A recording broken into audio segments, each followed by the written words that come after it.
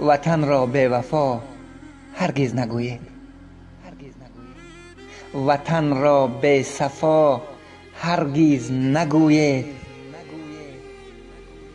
وطن را به نوا هرگز نگویید. وطن را دوست دار جانی برادر. وطن مادر، وطن عشق و امید است. وطن مهتاب شب در روز شید است. وطن امروز و فردای سپید است. وطن را دوست دار جانی برادر.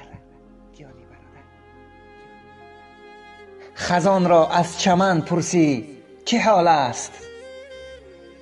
وطن از بی وطن پرسی چه حال است.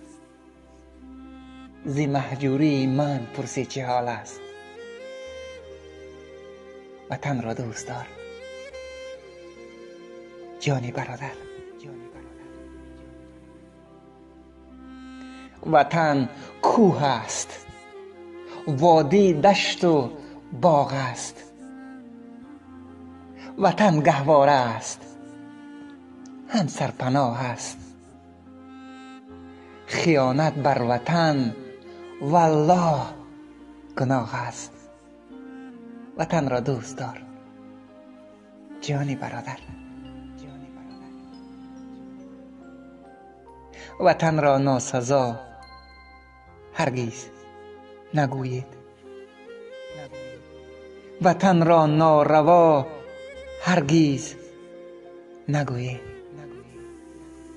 وطن را بی وفا هرگز نگویید. وطن را بی صفا هرگز نگویید.